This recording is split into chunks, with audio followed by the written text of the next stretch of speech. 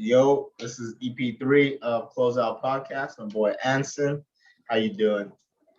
Been good, man. How about you? It's mad hot. That's what. But yeah, I've been good. So now the Bucks and the Suns. Going straight right to it. It's tied up, bro. I've been doing good, man. I just secured like what $50-$60 for my new bet. That's true. The Milwaukee Bucks tied it up at 2-2. So, what are your thoughts? Okay, well, first off, our bet is off now. Well, not off. I lost my bet, but you still have your bet running, right? So you gotta hope the Suns take the next two. Yeah, basically, or the Bucks win. But I don't want the Bucks to win. So fuck. But how important is this game 5? How important is that game 5? The Suns need to win. Because I feel like the series is nobody really lost home court so far. It's just everyone's been defending their home. So next game will be in Phoenix. So they need to win that because if Phoenix loses this next game, they're gonna go back to Milwaukee for Game 6, and Milwaukee's the heavy favorites there. So yeah, I was gonna say it's changed it real quick. Suns are up 2-0, and then Bucks are like, yo, we ain't going out how to fight 2-1, 2-2, and now everyone's saying Bucks in 6. I mean, I feel like if they lose Game 5 and it's going to the Bucks, I might have to just call it. Be like, hey man, next year Suns go to like Chris Paul go to Lakers or something, man. Yeah. I don't know. I really want Chris Paul to win this one though, but to be honest, man, Giannis and Middleton, bro. Middleton came in clutch every single time against. Dude, Holiday came in clutch against the Nets. Middleton came in clutch. Like we saw how Middleton was throughout the season, right? He was like okay, on and off, right? But when it's time to step up, Middleton definitely stepped up, like helping Giannis, backpack him. Oh man, dude. All right, so now does this change your vote? If the Bucks win, who's the Finals MVP? Giannis? It's definitely going to be Giannis. He's been good every game. Like this was probably his worst game, if you don't count the first one, because he was kind of injured coming back from injury. Facts. This was really Giannis's worst game, and he had fucking 26, 14, and 8. Yeah, that was his worst game. It's pretty insane. But so what do you think the Suns are gonna have to do now? Like I know Chris Paul had a lot of mistakes this game. Like that's So I still think the Suns are gonna take it in 7. Yeah. Like I said, I felt like the first 2 games were gonna be the easiest games that the Suns are gonna have. Because they kind of just exposed Mike Budenholzer should have saw this coming, like I said before. Brook Lopez in this game he doesn't belong in this game. He's too slow. That's true. I like his adjustment of giving Bobby Portis more minutes. Yeah, I saw that. Bobby Portis can't guard Booker. He can't guard Chris Paul, but he's a little quicker. He hustles more. It gives the team a lot of energy. Like that's true. He's like the Draymond. Every time Bobby Portis comes in, they're like, Bobby. They love him there. I really like Bobby Portis, bro. I would love to have Bobby Portis on my favorite team. So, yeah, I think for the Suns, though, I feel like the main problem at first, their strategy was hack a Giannis, which, it's kind of an okay strategy because he's not a good free throw shooter, but I feel like he's a better free throw shooter at home. Yeah. Past 2 games, he's been knocking him down. Yeah, he's been hitting the free throw. I'm like, yo, this guy, you can't just hack him anymore, man. This guy knows what he's doing. But are you gonna hack him next game in Phoenix though? Because the first 2 games he was really struggling when he was in Phoenix. All the fans are counting down. That's kind of distracting. But in the Bucks arena, he seems to be doing okay. I think he shot like 72% last game, and he shot pretty well from the line the game before too. Yeah. So you think they should hack Giannis again? I don't think they should hack Giannis again. I feel like Giannis is more settled in now. Like he's more dialed in. I mean, if you hack him, okay, he misses a few, but at the same time, like I feel like you just need to play better offense, play better defense, right? Like looking at the box score right here, bro, we had 17 turnovers compared to the Bucks 5. That's crazy. Like the Bucks that's what I was saying. Like, dude, I don't know. I feel like our offense for Suns is there. You know, we have Jay Cry lighting up, Cameron Payne slashing through it, right? That obviously Booker and Chris Paul trying to put in work, but on a defensive end, I don't see anyone stopping Giannis. Giannis is just doing what he wants out there. Chris Middleton as well, right? Booker almost got in foul trouble trying to guard Middleton. I feel like the Bucks have a really, really good setup to counter the Suns. But I honestly think the Suns need to push a little more, push a little harder, right? You can't let the Bucks just careless turnovers like that is pretty. I don't know. I feel like it's pretty bad. It's really, really bad. 17 turnovers, dude, that is crazy, right? And Chris Paul was just trying to do too much. I feel like the commentators already said something about that. Chris Paul needs to be on the offensive end. He needs to stop worrying about trying to get his team involved and just take good shots for him and his team to lead the team, right? I mean, the last play, dribble off his own foot. That was. I was like, yo, I'm gonna stop, go do my laundry. I'm done, dude. I don't watch this game anymore, man. Yeah, man. Chris Paul's he's known for being one of the most efficient in terms of assist to turnover ratio. He takes really good care of the ball, opposed to guards that get high assists but also get a lot of turnovers, Russell Westbrook, for example. Yeah. Chris Paul just didn't show up. I like what you said earlier about the turnovers. I feel like Suns need to value their possessions more, because I feel like I'm looking right here. They shot a lot better from the field than Milwaukee. If I told you, okay, there's two teams, right? One team shot 51% and the other team shot 40%. You would think the 51% team won, but Milwaukee had 97 more shots. 97 shots opposed to the 78 shots that Phoenix Suns took. So Phoenix shot the ball better, but like you said, the 17 turnovers. Another thing I see that stands out, Milwaukee has 17 offensive rebounds. Yeah, I saw that too. I was just going to mention that. 5. Where is our offensive rebound? Where is DeAndre Ayton trying to get up on the board, man? It's only Ayton getting the rebounds because, Cam Johnson's not a very good. Yeah, I saw Pat was it Covington getting rebounds as well. Dude, I don't know. Everyone's just they were attacked. I feel like the Bucks just out hustled the Suns. Yeah, bro. And again, what you said about the turnovers, the Bucks had 24 points off of turnovers, which is. If you eliminated the turnovers, just cut it in half. Just cut it in half. You would have won. The turnovers are easy points. They're layups, right? If you took that away, Milwaukee shot the ball so terribly.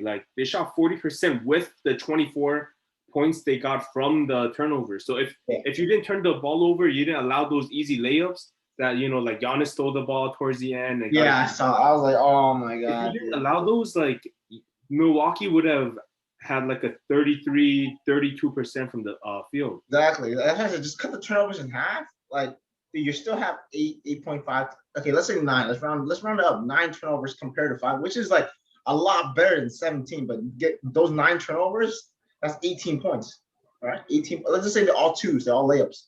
18 points given up. Right, 18 points is basically almost all the Suns scored in the last quarter. Suns scored 21, right? Give them 18 points up. That's crazy. I feel like team especially for the Suns, where we talked about this before, the Suns take it very, very slow, it's very controlled. I just felt like the pressure got to them. They lost control, they lost their tempo, they lost their rhythm, right? They're trying to feed the hot hand, which is Devin Booker. But in reality, I feel like that works. When the player's hot, you want to give him the ball. But the other team is doubling him, trying to get him out.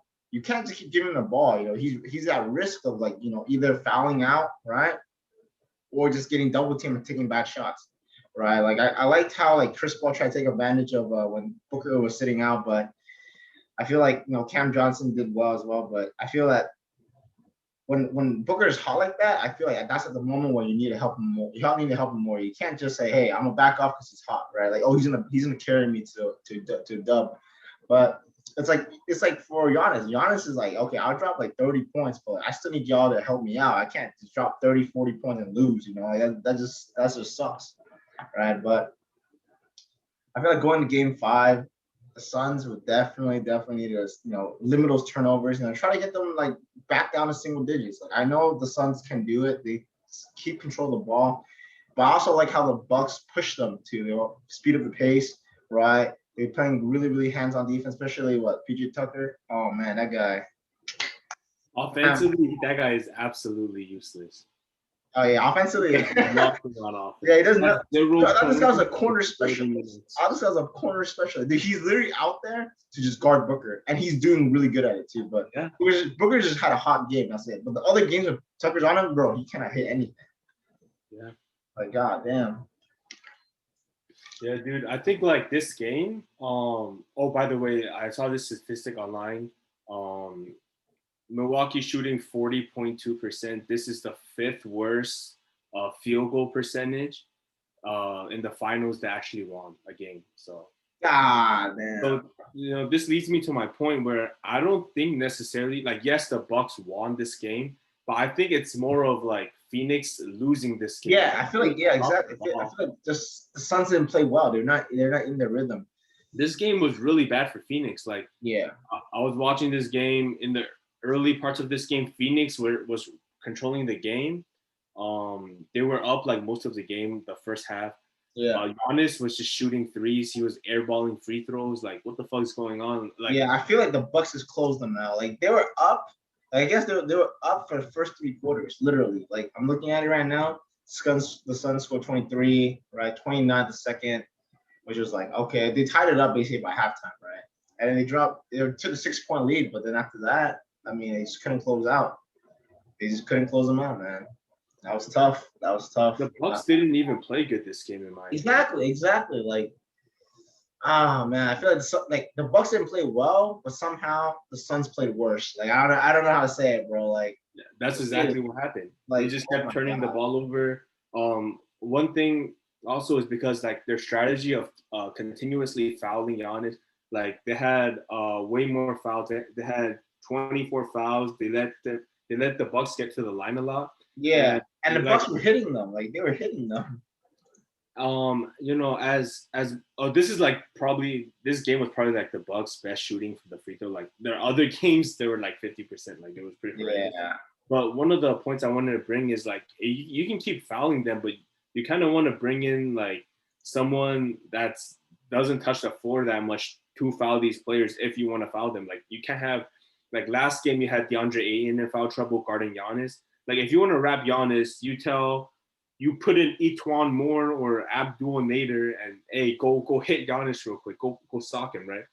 You don't tell Ayton, like, hey, yo, go foul him. Then now DeAndre Ayton's playing with 5 fouls the entire game. Yeah, now you have Frank Kaminsky guard him. Yep. And then this game, we see the same thing with Devin Booker. He's hot. He has 40 points, right? But he can't play the whole third quarter. He missed like half of the fourth quarter. Yeah, because he has 5 fouls. With the whole game. I feel that's just tough, dude. That's just tough, man. Like, those, like Devin Booker, Chris Paul, like Ayton, I feel like those 3, they need to try and play defense. They just play good defense. Don't foul. Just play good defense. Because, like, if you're out of the game, like, obviously Booker is better offensively than defensively. Like, why are you fouling? You're supposed to be in the game points up, which you did, but you're overcommitting. Like, the last play was just stupid by him.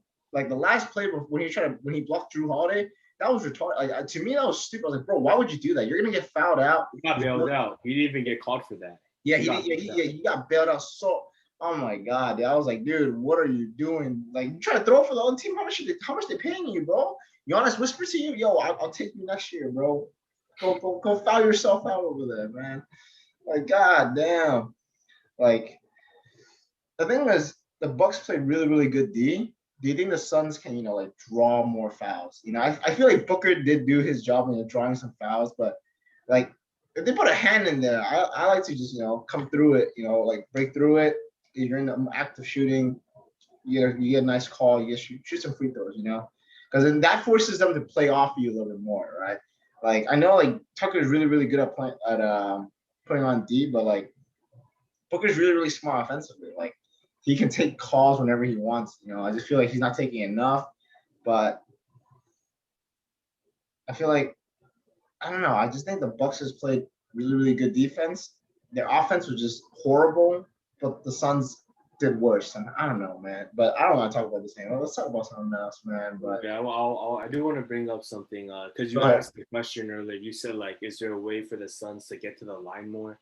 Yeah. And I just want to bring up this point where like a lot of the Suns players, they don't really attract a lot of fouls. Like this whole series, they haven't been shooting as many free throws as the Bucks. Not even close, actually. I think each game they've shot almost like 10 less free throws than the Bucks. And like you could see their offense is more centered around like perimeter shooting. Yeah. And then their center, DeAndre Ayton, he's like way below average when it comes to drawing fouls. He only averages about 3 or 4 free throws a game. And if you're like 7-1, you expect him to like just draw a bunch of fouls, get in the paint. Yeah. He didn't do that. Even last game, he only had 6 points last game, 3 of 9 shooting, and no free throws. Like you kind of want to see DeAndre Ayton get a little bit more aggressive, especially. Yeah, I feel like he could definitely get more aggressive. But... And Booker was their main source of free throws. Like Booker attracts a lot of fouls slashing with those mid ranges. That's their main source. And when they don't have Booker, then they don't have any like production from the free throw line. Besides Chris Paul, but Chris Paul didn't really step up. And I also want to give a lot of credit to like Drew Middleton, man. Like Drew Middleton, like, he Drew Middleton. You said Drew Middleton. I said Drew Middleton. Drew Holiday, he was absolutely garbage on offense. Like, how much did he shoot from? Like, I believe he was. Let's see. Oh man, dude. He shot 4 for 20. Yeah, that's horrific. 0 for 5 from 3. So Drew Holiday was so bad offensively, but I don't know what's going on with Drew Holiday. I actually do not know what's going on with Drew Holiday. Like, is he just not working his shots? Like, I think it's because he's focusing on defense because he keeps pestering Chris Paul. Like Chris Paul had 5 turnovers. That's super rare for Chris Paul, and I think that's like a lot of credit to Drew Holiday, just like pestering him, like making it hard for him. Because like like usually a lot of point guards that aren't like the Patrick Beverly type, they won't pick you up until like you get to the 3-point line. Then they'll start guarding you. Yeah. But like skilled defensive point guards like Drew Holiday to get all the way up, like at the half court, guarding you at the half court. Yeah, I seen that. Yeah, where he was trying to guard Chris Paul at the half court. Yeah, that's really, really good D. Like, yeah, bro. And that's why I want him in Team USA because like fucking I watch Team USA every day and nobody plays defense. So I just want Drew Holiday out there to pest because Draymond's like the only one trying on defense. That's true. Maybe Bam Adebayo, Jeremy Grant's trying, but everyone else is just like, let's just play street ball. Like, yeah. But then, all right. So going to Game 5, we kind of already talked about what we want to see, what they want to do. But I guess we'll just have to see, right? Game 5 is what, 2 days, Saturday, right? Mm-hmm. Yeah. All right. So what do we got here next? We got Ben Simmons. All right, Ben Simmons trade rumors. All right. So before we get started, I kind of looked at these trades already. You looked at them, right? You looked at them trade. Which one do you think is the most realistic? Let me introduce this topic real quick. We're talking about this Ben Simmons trade because the Sixers recently, because like there's been so many rumors about Ben Simmons being traded these past couple years because of the Sixers like lack of success. Because every year you kind of look at the Sixers roster and you're like, yo, this might be a championship team. Like these past years. Yeah. Like, yo, this might work. Yeah. I remember last year, like I was looking at a lot of predictions, and a lot of people had the Sixers taking the chip, that Sixers going to the finals, and that Sixers team last year, I believe, it was the year where they had Al Horford, Tobias Harris, was Josh Richardson still on that team? But they have Simmons, and B. So they have so many star power. Like they have 2 All-Stars. They have Tobias Harris, who's a borderline all-star, and borderline all-star. That guy's phenomenal scorer, by the way. Tobias Harris, dude, that guy can get a bucket when he wants to get a bucket. Like he will not care who's in front of him. Like, for that guy, offensive threat for sure.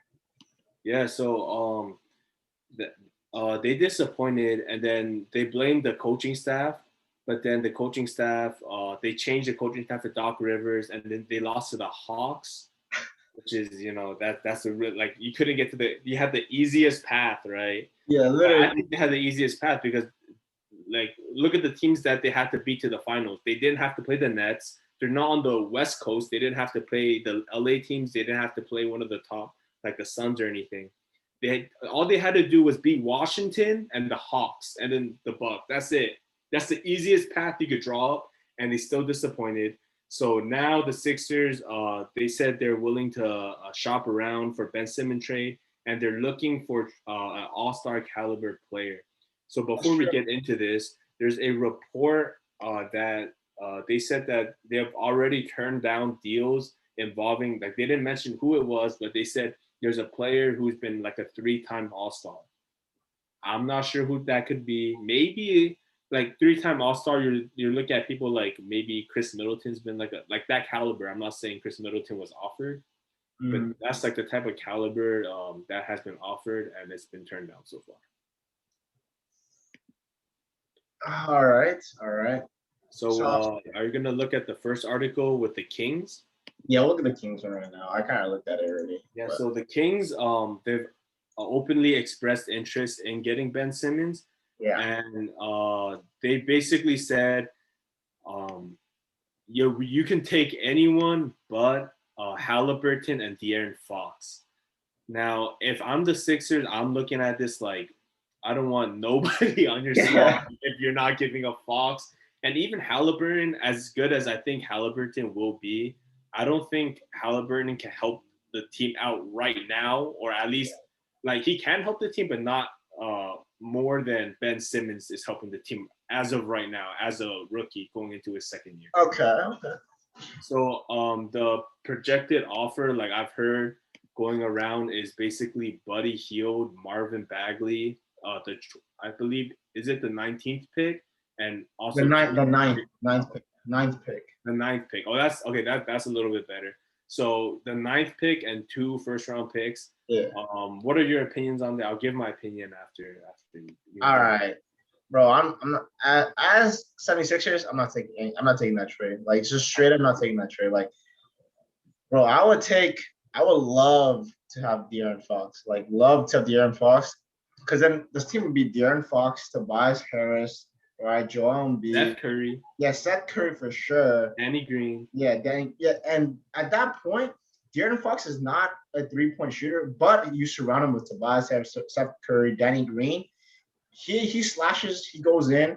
He's like an offensive threat. He can lob it to Joel, or Joel Embiid takes an ISO. Like, that team right there to me is extremely, extremely stout. Like, especially for De'Aaron Fox, how he is. He's very, very quick, right? And I feel like the 76ers, they need someone that is not afraid to take contact, not afraid to go in, right?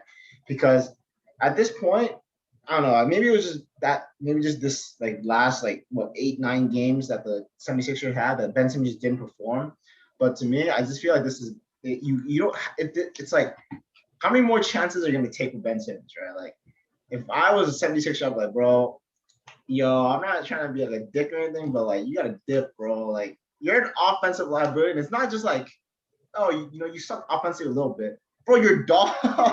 Like, bro, how are you like the top player? Like, dude, oh my God, I don't want to say anything, bro. And so Ben Simmons is like super tricky, because like it's kind of like you can't put too much pressure on him because he is still 24.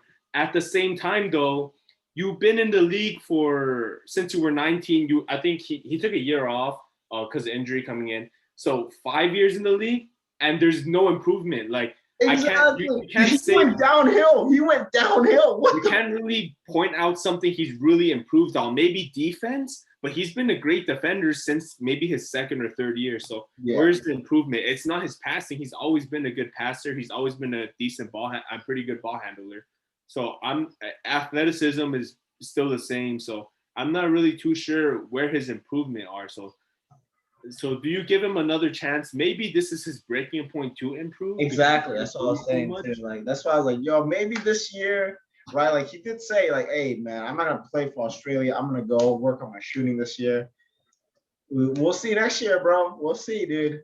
Because if you look at like how he plays, if you just added a jump shot, like, everyone says the LeBron comparisons are insane, but like if you just added maybe like 3 threes a game and add 9 points to his stat sheet, it looks exactly like. I wouldn't even want Ben Simmons to be shooting threes. I would just want this guy to be able to pull up mid ranges. Like, dude, you're 6'10", playing mid ranges. You're basically another KD. Like, you're helping your team out. You're opening the floor.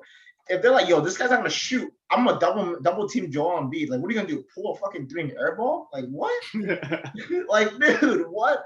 Joel Embiid's not. You know what I mean? Like, if you can shoot, players gonna play up. You can open the space up more. Right? You open the court more. You allow your team more freedom to roam around, set up more plays. But if you're an offensive liability, as a coach, would I even want you to be handling the ball? Like, I wouldn't even want you handling the ball. What are you gonna go down the post with Joel Embiid down there? Like, you both are gonna start posting up. Like, what the hell? Yeah, exactly. That's why it doesn't mesh. But this is also why I feel really bad for Joel Embiid, because in a previous interview, I don't know if I mentioned this. Maybe I just mentioned it to you. Yeah, I saw.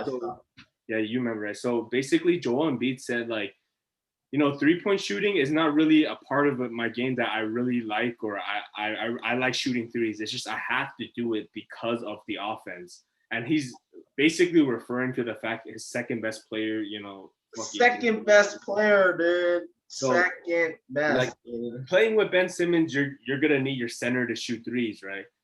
It's kind of like how playing with Giannis, you need Brook Lopez and Bobby Portis, centers that can shoot threes. It's the same thing with Ben Simmons, but Ben Simmons isn't doing what Giannis is doing. So, and to what you said about like him improving his jumpers, I feel like the most important thing for him is getting his free throws.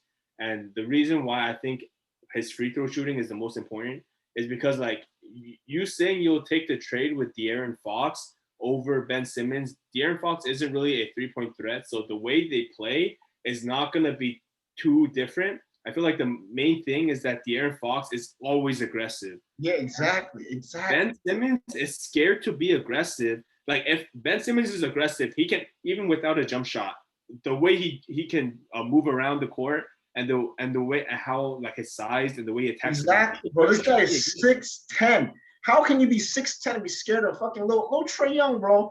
Trae's 5'11". He's stop padding his height. Exactly. Stop padding his height. And you're telling me you're scared to get blocked? What? That's why he is not aggressive, because he can't shoot free throws. Because in the playoff series, we've seen hack of Simmons. Every time he would get a somewhat good clear cut to the free throw, he would get hacked. And I think he shot the worst free throw percentage in a playoff series in NBA history. By the way, fucking Shaq played. Shaq played before, and he shot worse than Shaq. Like, that doesn't make any sense. And I don't even think it's his free throw skill. I think it's just everything's in his head. Because it's all mental. I've seen clips of him shooting in like summer league games and regular games. He can shoot. It's not that he can't shoot. I've never seen Shaq like do a Curry crossover and pull up. Like, he'll do that for fun, like messing around with his kids. But he's never done that. Like in the game, right? In the game. Ben Simmons done that in college. He's done that in the summer league. But I feel like it's just the pressure, or maybe he just, I don't know, maybe he plays 2K a lot and he tries to get the Yoko up. I don't know what it is. But let's transition. You said De'Aaron Fox, you would take that deal. Let me just say the full deal, and let me know what you think about the entire package. It is Ben Simmons, Matisse Thybulle, which I really like. Yeah. George Hill, and a first-round pick for De'Aaron Fox and Harrison Barnes. So you would take that if you were the 76ers? The thing is, do I really want Harrison Barnes? Like, Harrison Barnes is a good forward. Like he like allows more space. He can shoot threes, right? He can shoot as a jumper. Honestly, I would take that deal. The thing is, I wouldn't. I feel like for that trade, do you think they're undervaluing Simmons, or do you think they're like, what I'm saying, like, you're giving up a lot. You're giving Ben Simmons, Matisse Thybulle, George Hill, and a future first-round pick. Yes, I know you get De'Aaron Fox, Harrison Barnes, but like, I feel like maybe hold on to Matisse, right? Ben Simmons, George Hill, future first round. For those two, I'll take it. Yeah, that's what I noticed for this trade. It's like, yes, the offense gets significantly better. De'Aaron Fox is the better offensive player. Harrison Barnes is a lot better than Matisse and George Hill offensively. Yeah. I think he's a 90-point scorer. But your defense is a dramatic hit. Like Ben Simmons, Matisse Thybulle, they're both first team. Exactly. Or second. I think Ben is first team. Matisse, I think he's second team, right? I think De'Aaron Fox is pretty good on defense too. I've seen some. He can strip the ball really nicely. He's pretty good, but he's not like he's not Ben Simmons, like. So this deal, it's maybe I'm leaning towards yes, but I'll probably have to think about it. I do like Harrison Barnes, but I feel like you have enough offense if you don't need Harrison Barnes. Maybe try to keep Matisse Thybulle, and not. Oh no, they need Harrison Barnes to make up the contract. That's why. Yeah. I assumed for that. I don't know. I would try to keep Matisse and the first round. If you could just do George Hill and Simmons. Yeah. Or Fox, but they need to make up the contract, so I'm not too sure how that's gonna work. Yeah. Oh well. But and let's also look at the other deals. There's this really interesting deal. It's a 3-way trade. It's on the bottom of the article if you want to check it out. Yeah, I seen it. I actually don't mind this trade at all. This is like the trade that I was like, okay, this might work, but let me read the trade real quick. So this 3-way trade involves the Kings, the Sixers, and the Blazers. This deal would get 76ers Damien Lillard, which I would love. Obviously I would love Dame with Joel, bro. That would be so lit. But anyways, the full deal is the Kings will receive Ben Simmons and Seth Curry, which, I don't know how that's gonna work, and then Sixers receive Damian Lillard. The Blazers, they get their full rebuild by trading Damian Lillard. They're gonna get a restart with Tyrese Halliburton, Marvin Bagley, Matisse Thybulle, George Hill, 3 first-round picks. So let's look at this team by team, right? If you were Portland, and we've mentioned this in the past podcast, we've talked about like the possibility of Portland just blowing it up because they've been like solid every year. But they've never been great. They've never been in championship contention seriously. So this will give them a restart. Maybe one of these guys or one of the first round picks turned into the next, LeBron or some shit, and then they can make a actual push maybe 3-4 years in. So if you were trading Damian Lillard, would you be happy receiving this package? The thing is, I don't know, like we said, this trade, like this whole trade relies on the Blazers willing to say, hey, instead of surrounding Dame with the pieces, we're just gonna give Dame and just have a full rebuild on the team, right?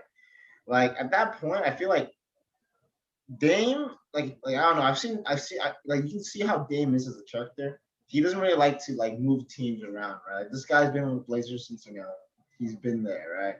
Like obviously I would love to see Dame go to the 76ers, but like I said, this whole trade revolves around the Blazers saying, hey, let's give Dame up, right? Like at that point, I feel like there's gonna be a lot of criticism, like, yo, Dame's on like what, 32? Like Dame's like what, 32, 33? Like now I don't think he's 32 yet, huh? Like I forgot. Yeah, he is, but the main problem is that Dame's contract is so big, and then you're pairing it along with CJ's contract. Yeah. And with those two, it's hard to get him enough help. Like, I think Dame, he's in his prime right now. Like, yeah, he can have a better season next year, but I think this is like I don't think he's like LaMelo Ball where like, oh, is LaMelo gonna get any better? No, this Dame is this good. Like he's this good.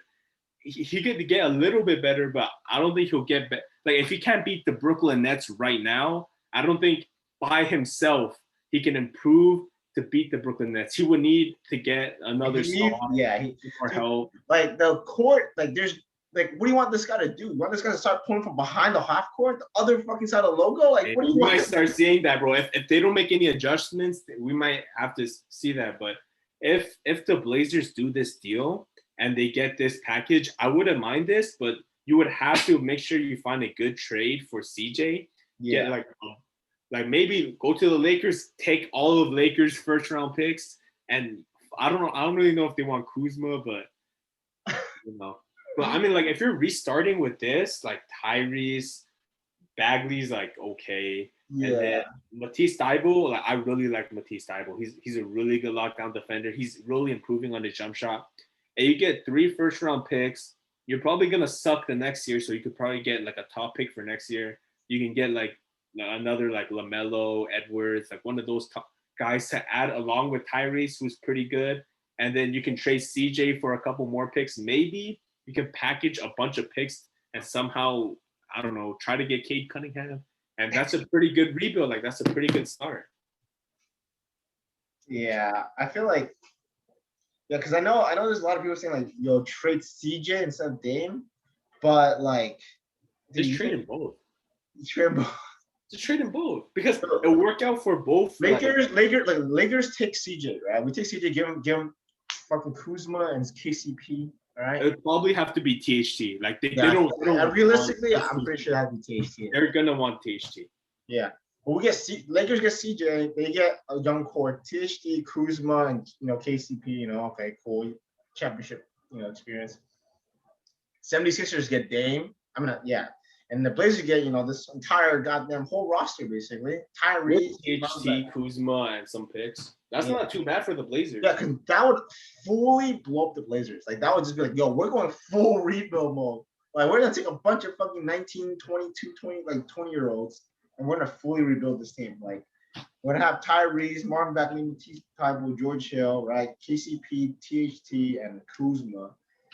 If he's not in the Shanghai Sharks by now. But every video you gotta make a joke about Kuzma, man. Fuck Kuzma, dude. Yeah, bro. I feel like this trade, the only problem I see with this trade, I see like both teams benefiting. Like I see Sixers, I see the Blazers, and if the Lakers want to get CJ, I see the Lakers benefiting as well. Exactly. The only problem is I don't know if the Kings are getting enough from this trade. If they're just receiving Simmons, because they're giving up everything. Like they're gonna lose because they're gonna suck, right? Like they already suck, and now they're losing. Well, no, they're still gonna have Fox. Yeah, so they're gonna have Fox. That's what I'm gonna say. They still have Fox. Do you want Fox and Simmons together? Fox, Simmons, and Seth Curry. Is that any better? That's a lot. I feel like that's a very like they're gonna run small ball for sure. They're gonna run small ball. Like that's a lot of like offensive like like that you would need a lot of like fast breaks, like you take it off fast. You need a lot of shooters on that team, but Seth is gonna. Oh, I guess they will still have Buddy Hield. Yeah, Buddy Hield and Seth Curry surround them. Oh, that team. I don't know about that team, The man. thing is, I feel like Ben Simmons. Like, okay, if he goes to the Kings, right? I feel like Ben Simmons will have more opportunities to like fix his game, like get back his game compared to 76ers, where it's already a contending team. Right, like 76ers are gonna put a lot of pressure. Like, yo, you need to start doing this more, start hitting free throws. But if it goes like Kings, no one's gonna be like, oh, the Kings are not fucking take the chip. Yeah. Right? I feel like it's more for Simmons to develop as a player and say, hey, I can do this. Right, putting the ball over my head and shooting it isn't that hard. Right, like I can do this. But that's what I would see the Kings be doing, right? Like developing Simmons, developing De'Aaron, and having like maybe becoming like where like the Blazers were, like maybe like 6, 7, 8 seed in the playoffs. Like they can do well. They'll do well, right? But they won't. They're not gonna be like a contender. Like no one's gonna be like, oh, we're gonna lose to the Kings. We're gonna lose to the Kings. But this would also, like you said, I feel like it benefits all three teams. But like I said, it comes down to the Blazers. Do they want to blow up the team or do they want to take another run? They should, bro. Like if you were the Blazers, would you blow up the team? I would, honestly. I would. For this year, like after what? Like, dude, after that's just not even this year. After the previous years, getting stuck at just not bad. You're just like above mediocre. Like you're above average, but you're not even the great yet. You're not even like you can't contend. Like no matter what. It doesn't matter if Dame drops 60 a night. You're still not winning the chip. Like it doesn't matter. You know what I'm saying? Like at that point, you need to change something up. You need to build your team around Dame and CJ again, surround the new pieces. Or blow up the team, have a rebuild, right? Give Dame, like it depends on what Dame wants to, I feel like it gives Dame an opportunity to, win a chip and like I don't want to say like waste his career, but like I must say like he doesn't want to waste his career. Dude, they're wasting his career right now. Yeah. Like the worst thing I want to see is Dame, that 36-year-old without a chip, still in the Blazers. Like dude, at that point I'm just sad, dude. Like you can have like drop 50 points a night for like 4 fucking years. But like, if you don't have a chip, I'm gonna be so sad for you, bro. Bro, if you really look at this playoff season, this was the easiest playoff run for the Blazers if they're ever gonna do it, and they didn't even make it out of the first round. Like, yeah, the Laker teams, they're injured, right? Brooklyn's out. Not to mention the team you lost to, the Denver Nuggets, they had like 9 rotational players. They didn't have Jamal Murray. Will Barton didn't play the first game. They were out there. They were going deep in their rotation to find someone from the G League to help play point guard for them, right? Yeah. Like Campazzo. I like Campazzo. I like Campazzo. Don't get me wrong. I like Campazzo. Campazzo's a good hustler, dude. He's a hustler, bro. That guy.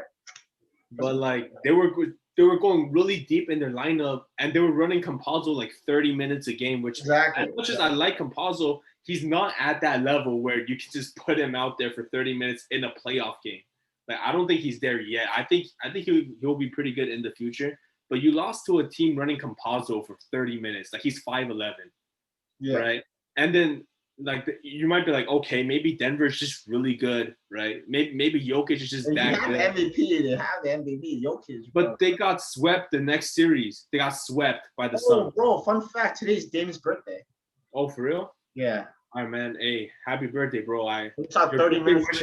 Is happy birthday, Lillard. All right, so now he is officially what? Yeah, 31. That should be his birthday wish, though. Traded to a good team. They traded to a good team. If he gets traded, like I know he's too prideful to request for a trade, but if he gets traded, it's kind of like, yo, it's not my fault. And the fans can't hate him. You know, the fans, I don't think they'll hate him. That's the perfect scenario for Lillard, I feel. Yeah. And Blazers can have a chance, like if they're going, the way this is going, I'm willing to put money on it that they're not going to win a championship with this roster here. And it's hard to make significant changes with the contracts they have. So they might as well try it. I think it's a win-win for everyone if the Blazers just blow it up. Yeah, man, dude. I feel really, really bad for Dame, dude. If he doesn't get traded or they don't rebuild the team around him, it's just tough, dude.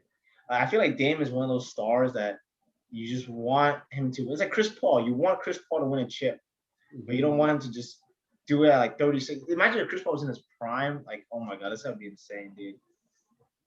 But I just don't like how the Blazers are like Dame just too prideful to request for a trade just for his better of his career. Like, bro, if I was an NBA player and you gave me two options, like, yo, you want to just be on a mediocre team and drop 40, 50 a night, or have a pretty solid contending team and go try to win a chip, I would obviously the chip, man. Like, man. As long as you don't do some KD shit where you join the best team in history, like. Imagine Dame goes to the Lakers. Oh my God. Hey, as a Laker fan, I'm gonna lie, I would love that, but we're not getting Dame. Dame going to the Lakers is literally like we're gonna have to play with fucking high schoolers. That's how much we're gonna have to give up. Dude, for real. Hey, we'll win with high school. I know we'll win with high schoolers. They can sign me right now, and we're winning. Bro. Dude, Dame, LeBron, AD, they're not getting stopped, bro. Oh my God. Bro. Hey, but speaking of ridiculous trades, ESPN is super ridiculous. So let's quickly react to I could just read up all the trades for you. But ESPN, Zach Lowe, Bobby Marks discussed Ben Simmons trades for the Sixers. Oh yeah, I saw that. I was like, well, there's no way this is happening, bro. Yeah, so I mean, they do discuss some trades we talk about with the Kings. They also talk about the Blazers one. I see. With CJ. So they're probably gonna do like a CJ for Ben. Maybe the CJ side would have to pay a little bit more. What do you think if the Sixers get maybe CJ and Robert Covington? So this one, right? The one right here, point about CJ and Rocco for him. Yeah. I mean, like, they don't mention this article, but I've heard rumors that if they package CJ, Robert Covington would be like the perfect piece contract-wise. And it would make sense, too, because Robert Covington is a good 3-and-D guy. It kind of fits. True.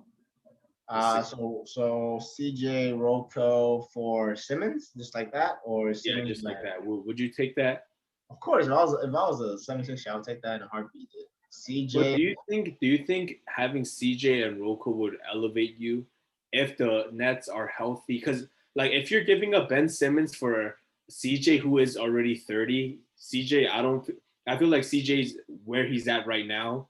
Like, okay, no, I think he can get better. Yeah, I feel like he is 30 though, and Ben Simmons is 24. So even if you don't win now, you still have 10 years of Ben Simmons opposed to maybe 5 years of CJ. CJ. So, Well, do you think? Because if you're doing that to compete right now. Yeah, So right. Like, I want to win a and chip. Robert, I'm gonna sign CJ and Rocco if I want a chip right now. do you think CJ and Rocco is enough right now? If you take Simmons out the squad, CJ and Rocco enough to beat the Brooklyn Nets next year if they're healthy? Do you think they're good enough to even beat the What Bucks? team is gonna beat the Brooklyn Nets if they're all healthy? Tell me, what team's gonna beat the Brooklyn Nets? Yeah, but that's what they gotta do. If they're looking to trade Simmons, it only makes sense to do that though, right? Because they're trading Simmons' potential for someone who's better than Simmons, but can help right now. Yeah. So that's If the only. If it's a win now, I'm thinking right now. Right? Like you're gonna have Simmons guard who, like fucking KD, or you're gonna have him guard Harden. If the Sixers were to play them with this squad, you're gonna have like Tobias. Exactly, you're gonna have Tobias on Kyrie. Like you can't hide Curry anywhere. Yeah, Seth has to guard one of those guys. Yeah, he has guard Durant, or like you're gonna put Simmons on Durant, right? Or like you have to, right? Is there any other option? Yeah, then who guards fucking Kyrie? Maybe you would have to do Simmons on Kyrie, and then Harris just has to do his best against KD. And then Danny Green would have to do his best against Harden. Dude, there's no way, Danny. Dude, that's the best. That's the best you can come up with. And then Seth Curry. I feel like he just guards Danny. I feel like Danny Green would have I feel like Danny Green would have to guard Kyrie. I'm not gonna lie. Maybe I'll put Simmons on KD, and then I'll put Harris on Harden. I'll just flip the two. Yeah, so you're telling me I'm not gonna put. Dude, we're not talking about fucking Sixers now. They suck, bro. They're not gonna do anything. We're trying to talk about how Sixers can improve, but the thing is, I feel like even with the CJ trade, CJ and Rocco, like, dude. I feel like they run into the same issue where Rocco could probably guard KD, but then they're still gonna have a bunch of players that like you don't want on Harden or Kyrie. So that's the point I kind of wanted to make with the CJ deal. You lose defensively, but you win offensively. Like again, I mean, obviously those three are the top offensive players, but your team can match. If you have Simmons, your offense, you cannot go against the Nets offense. Like at that point, like you're gonna have to put offense on offense. Like you have CJ, you have Rocco, you have more firepower with Joel Embiid, right? You can beat the Nets offensively. That's how I'm seeing it, right? We're taking CJ.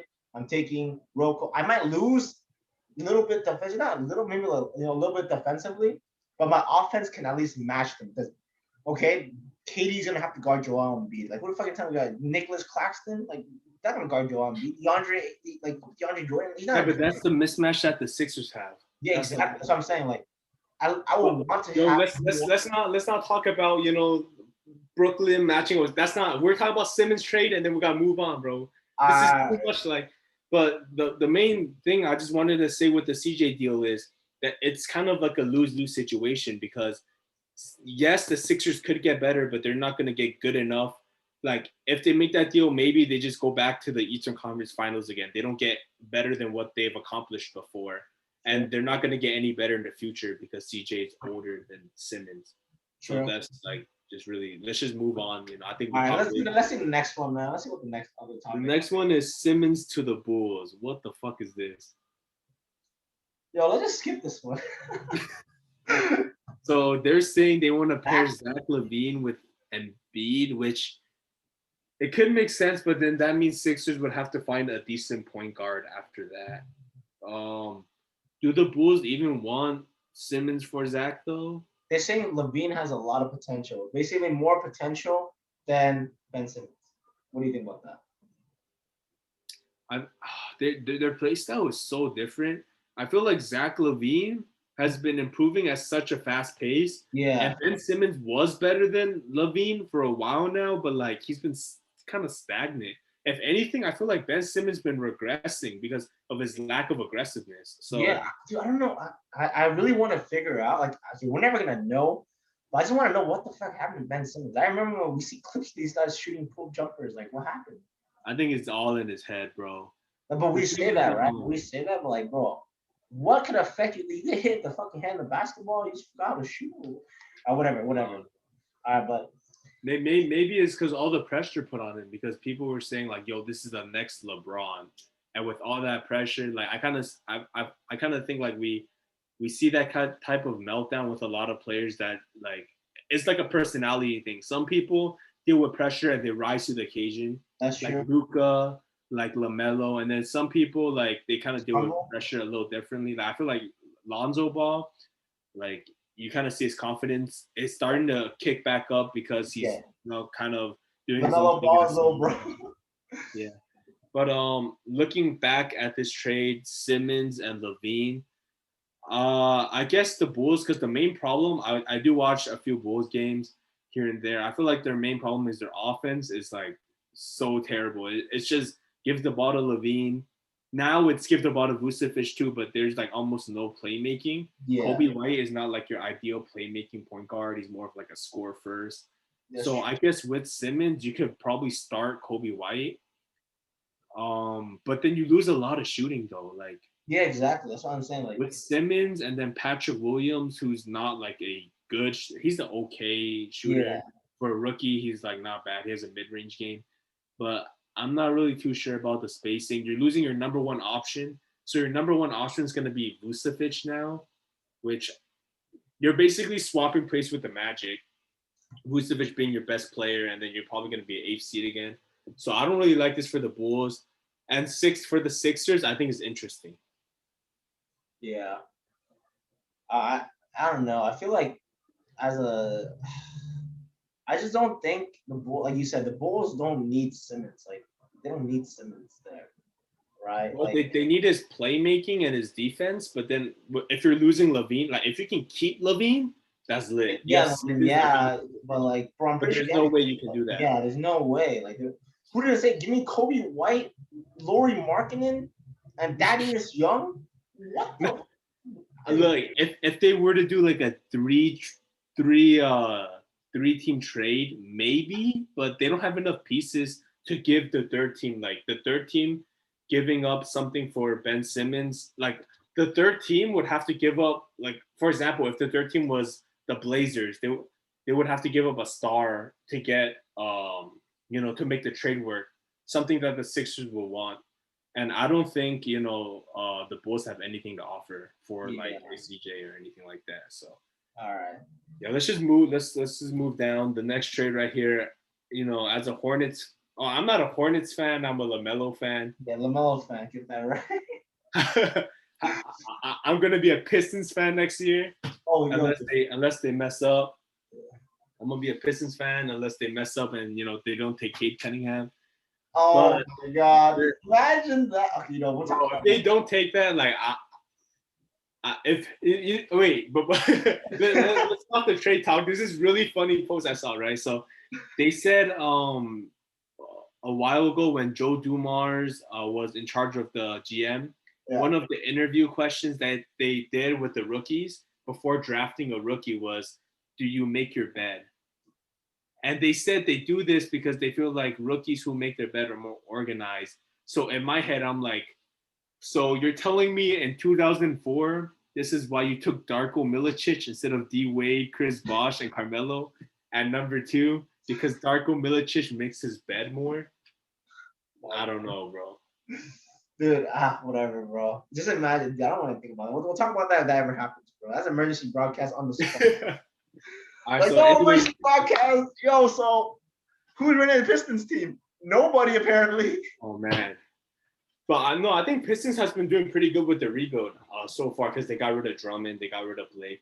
But yeah, we're gonna talk about the Pistons at another time. They're not worth talking about right now. They kind of let's wait for them to not mess up, take Cade, and then we'll talk about them. But we're gonna talk about the Hornets. This is the next trade for Ben Simmons. I think it's pretty interesting because they're saying the package will involve Gordon Hayward. Gordon Hayward, it would have to be a lot more than Gordon Hayward because I don't know if Gordon Hayward with Embiid is just enough. Yeah, I was gonna say that right now. I don't think Gordon Hayward with Embiid would even make sense, in my opinion. Maybe you would have to do Hayward and Rozier, but then to make the contract work, you're gonna need someone else from the Sixers to make that work. So, and I don't know if the Hornets want to give up like Rozier and Hayward to get a ball dominant point guard that doesn't. If he's ball dominant and passive at the same time, is he gonna mesh well with Ben Simmons? I have no idea. So yeah, I feel like when we say ball dominant, we expect the player to take control of the ball, like be the take a lot of shots. Yeah, exactly. But I feel like we're hating on Ben Simmons. Ball dominant guard that doesn't take shots. Like I feel like we're just hating on Ben Simmons a lot, no cap. But no, I'm not hating on him, but like I don't. Like do something, right? Do something. I wish God gave me your height, man. I know, right? Place in life, man. God damn. Bro, didn't we like? Okay, this is like off topic. Like we joke at the park, like, oh, how hard is it to do this, dude? Come on, man. Dude, oh my God. That's your job, though. Okay. Anyways. All right, next. Do you like? Well, we both don't like this trade for Philadelphia, but do you like this trade for the Hornets? They're gonna get better defensively, which they kind of suck on defense. Yeah, the thing is, I don't know. When I see a Hornets team, right, the face of the Hornets is LaMelo. LaMelo ball. And I want LaMelo to like be able to grow into that star role. And honestly, I feel like Hayward's a better fit to like, kind of like not mentor LaMelo, but kind of like, kind of like help him improve like slowly. Because I feel like Hayward and LaMelo kind of have that like that team with him with Miles Bridges as well. But I feel like adding Simmons in there, it just doesn't make sense. Because I feel like you're just, I don't know. I feel like you're taking Hayward away. You're actually like kind of hurting LaMelo as well, in my opinion. I just feel like it wouldn't work out with LaMelo, Rozier, and Simmons. Like just to me, it doesn't really make sense. I agree. I completely agree. And also, it's that, and it's also like their games too. Like I feel like exactly. It doesn't matter. Hayward's game is so versatile to the point where like he can be a spot up shooter for the LaMelo ball, and you can't ask that for Ben Simmons. Yeah, exactly. But so that's really it for the Hornets trade. I don't think it makes much sense. Let's go down to Spurs. This is the one I actually like, though. I'm not gonna lie. Yeah. Okay, so recently, like a week ago, Greg Popovich said he would give up anyone for Ben Simmons. Exactly. And let's take a look at this package. Well, since you took a look at it, like, why don't you just read it out? Or what do you think the package is? The package, isn't it just DeRozan for Sixers, right? Yeah. Sign and trade DeRozan to Sixers again. Yeah. There's really a sign and trade with DeRozan Simmons. The reason why I like this trade was I feel like the coach, right? Greg Popovich, this guy is a great ass coach. Coach Kawhi, right? Become the player he is, with obviously Manu Ginobili and Tony Parker helping him out as well. But I feel like Ben Simmons needs someone to help him. You know how like that Chris Paul was for like Ayton and Booker? I feel like Greg Popovich could be that person for Simmons to improve. I agree. And I feel like, DeRozan would be a good option for Embiid. At the same time, I feel like this to me is a realistic trade. DeRozan sign and trade for Simmons.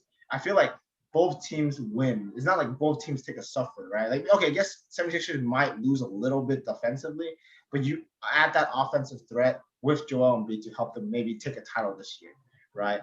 And Simmons going to the Spurs, right? I mean, if they agree to DeRozan to Simmons a straight up trade like that, I would honestly take it. What about you? So you said that the Sixers would lose a lot defensively. No, not a lot, just a little bit defensively. I mean, okay, they're gonna lose a lot. I'll add that for you. They're losing a lot. But I have a solution to that, though. Yes, they're gonna lose a lot because you're losing the defensive player of the year caliber player, and then DeRozan, he's not a bad defender, but he's nowhere close to that. So you're losing a lot on defense, right? Yeah. I have a solution to that. So if San Antonio doesn't do this trade, they're gonna lose DeRozan for nothing. DeRozan can go to any team he wants. So if they don't do that, they're gonna lose him regardless. So if you're the Spurs, you look at it like this: we don't even have DeRozan, right? DeRozan is just gonna be a cherry on top to give the package because we're gonna have to trade him or we just lose him. Yeah. So would you trade just DeJounte Murray, Derek White, and one more for Simmons? And then you throw in DeRozan on top of that for the Sixers, and it looks really appealing to them. That's true. That's true. And then DeJounte Murray is a very good defender. Derek White's pretty good. So they don't lose much defensively. And then they still get offensive firepower from DeRozan. DeJounte Murray's not a bad offensive. Yeah, he's pretty good. DeJounte Murray's pretty good. So I think this trade could work if you package, you sign and trade DeRozan, you package, you probably have to do DeJounte Murray. Like that's probably your most attractive piece. Or Keldon Johnson's really good too, but I don't know. Spurs really like Keldon Johnson. Yeah, I don't think Spurs would trade Keldon Johnson, in my opinion. Like they would rather trade DeJounte than Keldon Johnson, in my opinion. Yeah, I think it's because DeJounte's a little older, but I mean they're both really good. But if you can get Ben Simmons, I do feel like Greg Popovich, like you said, I feel like he could be that perfect mentor. Because Greg Popovich is very hard on his players. Like I don't know if you heard about the Tony Parker stories back in the day. Nah, like, he's made Tony Parker cry many times. Like Tony Parker used to be trash. Like he was like a second round. He wasn't that good apparently. And then Greg Popovich like coached him to be the perfect point guard to fit the offense. I think, and Greg Popovich, if you look at like his teams with the Spurs, there's not a lot of like super flashy players, right? The most flashy player might be Manu Ginobili. But most of their players, what do? They have to be good defenders. Yeah. And that's perfect for Greg Popovich. It fits the San Antonio culture of good defense and pass the ball. So I feel like Ben Simmons can elevate his game in the Spurs. He could be their main building piece with Keldon Johnson, I guess Jakob Poeltl, and I don't know who they would still have left in their trade. Devin Vassell would be pretty good because they still have him. He's a rookie. He was a rookie this year. He complements Ben Simmons' game pretty well because he's a pretty good shooter. So, yeah, I like this trade for both teams. If the Sixers can manage to get DeJounte Murray as well as DeRozan and one more. That's true. That's true. Yeah, I feel like this is, in my opinion, not like I want to say like the most realistic, but this will definitely be the top trade. I feel like if both teams are considering, because Spurs already showed interest in trading, like in like acquiring Ben Simmons, and if they have a good enough offer, the 76ers, like they're not just gonna turn a blind eye, but like we don't want anyone from Spurs. Like they'll be like, oh, this actually looks pretty good, like a pretty good trade. Like it looks fair. It helps us as 76ers to help us as in like the team to have a win now condition, right? Like we now have a chance to, take a chip, right? And Ben Simmons and the Spurs say, hey, we now have a chance to make a run in the near future, right? I thought like Greg Popovich is a great coach. I feel like he is like that father figure to coach a lot of great stars, right? But I feel like Ben Simmons just needs someone like that to help him along the way, right? Get whatever he needs to get through, help him mentally. I don't know, go therapy, right? Like, dude, do whatever you need to do, bro. You need like $20 million to fucking run around. Yeah, bro, because Greg Popovich played for like the Marines basketball team or something like that. So he has that mindset of like, you just got to do it, bro. Like mind over body, or I don't know. I feel like Greg Popovich wouldn't like force and Simmons to start shooting, but he'll put him in positions where like he'll make plays around Simmons shooting to make him more comfortable shooting, instead of like immediate like, okay, you're going to game and start pulling up fucking threes. Like I feel like Greg Popovich is a really good coach where he takes things slowly, like he progresses them slowly. Like, hey, take one or two shots this game. We'll set up a play around it. We'll see how it works out. And then you can see, like, how like he builds their confidence back up. I feel like that's what Greg Popovich can do for Simmons. But so that's good for this one. Unless you want to add anything else for this one? I just want to quickly mention too is like it's not a complete loss if it doesn't work out if they do the trade and it doesn't work out like we said, like you would have to Brooklyn's a hell of a hurdle, right? You got to overcome Brooklyn. If you don't overcome Brooklyn and it doesn't work, at least you would still have DeJounte Murray, who's a young piece, and you can still continue to rebuild.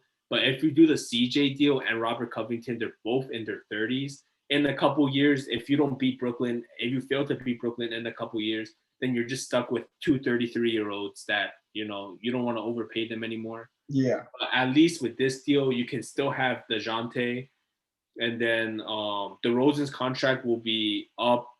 I don't know the sign and trade, whatever, how many years you want to give DeRozan, but you still have a lot of money because DeJounte isn't making that much.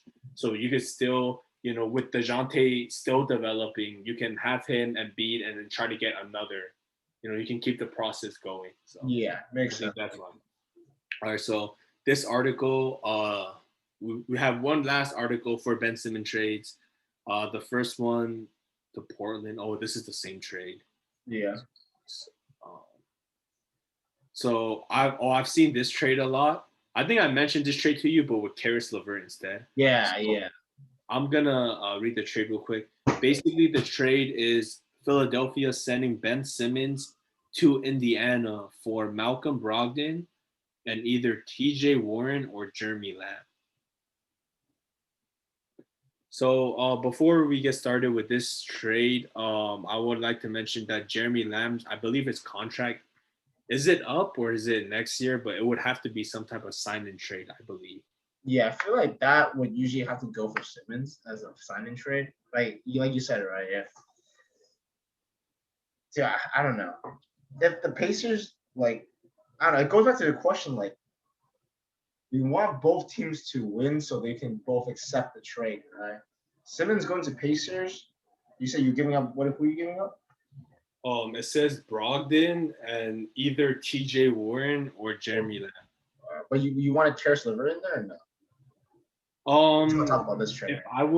If I was Philadelphia, I would prefer to get Caris LeVert instead of TJ Warren and Jeremy Lamb. Yeah. I feel like just Malcolm Brogdon will give you similar play style to Simmons. He has a 3-point shot. He's not as good defensively, but he's still a big point guard playmaker. He does somewhat similar things, not to some extent, but he is a little bit more versatile offensively. That's true. And then you're getting Caris LeVert, who is a 20-point scorer on pretty good efficiency, and he can help the offense. So if it was Caris LeVert and Brogdon, then I think I would like it. But for TJ Warren, or Jeremy Lamb, who had a cool stretch in the bubble, I guess, but other than that, he's pretty dog shit. And then Jeremy Lamb's not really that appetizing or appealing. Yeah. If I'm giving up Ben Simmons. So yeah, that's what I was gonna say too. I don't the only person I would want is Malcolm Brogdon and maybe someone else that can help. I wouldn't, like you said, I wouldn't be like, yo, TJ Warren, sure, dude. Jeremy Lamb, sure, dude. I don't know. I just feel like that wouldn't be what I would want in my 76ers roster, right? But definitely, if you switch it up from Caris LeVert, I feel like that is definitely, it makes them turn the eye like, hey, this actually might be pretty good. Brogdon, LeVert for Simmons. You think the contract will match? Yeah, I think it's about the same because Simmons is making a max, and then I believe, how much is Caris making? Probably close to 20 mil, right? I would say so. I think he's making 9, 10. See how much he has. 3 years, 52. So yeah, close to 20 mil, 17.5. I believe Brogdon is making somewhat similar money. Let's see, Brogdon.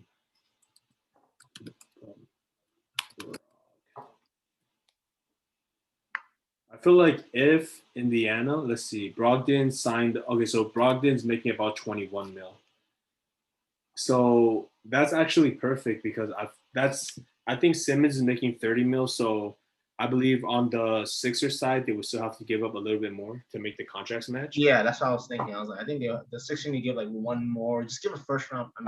Or give some money up, right? First round pick or another. Yeah, so I've heard Indiana just had a really disappointing year. They didn't make the playoffs. Yeah. So they've been saying yo, are we gonna blow up the team? I've heard trade rumors. Getting Miles Turner out of there to the Pelicans for picks. So maybe you can do that. And then maybe you can take this deal where you could rebuild with Ben Simmons, but you would want more. So maybe ask, because if you do Caris LeVert and Brogdon, that's a lot. I feel like that's a lot. It's not just like in salary, but I feel like as a play, as like value wise. Yeah, value wise, bro, you're kind of over. To me, you're overvaluing Ben Simmons. Like, yeah, his potential is, you don't know where his potential is. Okay, this guy could just continue doing whatever he wants for the next 4 years and be like, dude, we just got scammed. But Karis LeVert and Brogdon, that's a lot. And Brogdon is a lot. And so if I was Indiana, I would just ask for like, okay, give me Ben Simmons and Tyrese Maxey and a future pick that you don't need because you're gonna be in contention anyways. Yeah, exactly. But so that's what I would do if like this trade that I'm seeing right here, Ben Simmons, Brogdon, TJ Warren, no. Yeah, that's enough. I feel like if you offer up Karis LeVert, and then I feel like Sixers have so much talent that they don't necessarily use, like Tyrese Maxey, who's a young player that doesn't get enough minutes because he's on such a good team, or even like Matisse Thybulle, one of those guys plus Ben Simmons for Karis and Brogdon would work.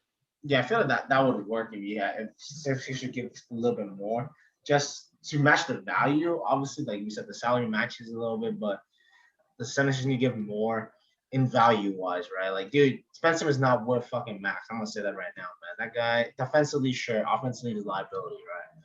But all right, you want to move on to the next one, or you want to? The next one we already talked about. It's the Spurs one, and then the last one, or the one after that, Kings Simmons for Buddy Hield. What? Simmons for it better be Buddy Hield and like way more. Is this just Simmons for Buddy Hield? Is that it? That's retarded. We're not gonna mention anything else like Hield and Halliburton and more, like just Buddy Hield. Okay, we're gonna skip. Yeah, this was bullshit, bro. Yeah, I don't know how the Sixers will be in contention with just Buddy Hield. Hey, they're valuing Buddy Hield as Steph Curry, bro. That's what I'm saying, man. That was pretty ridiculous. And then the last one, this will wrap up our Ben Simmons talk. We've been talking about this for quite a while. Yeah, this is Ben Simmons to the Raptors, and the Raptors will give him Kyle Lowry and Gary Trent Jr. Not bad. Okay. I mean, you still get Lowry, who's a good defender and playmaker.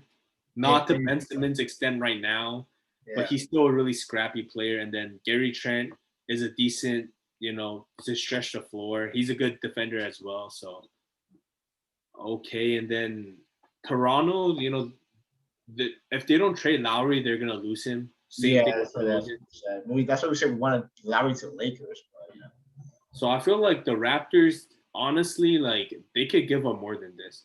Because if they don't do this deal, they're gonna lose Lowry regardless. Yeah, so basically it's the same thing as the Spurs, right? That the Rosen, we're gonna lose the Rosen the other way. You're losing Lowry. You got to give something more to make it more attractive, right? So like if you're the Raptors, you might as well be like, hey, I think Gary Trent Jr.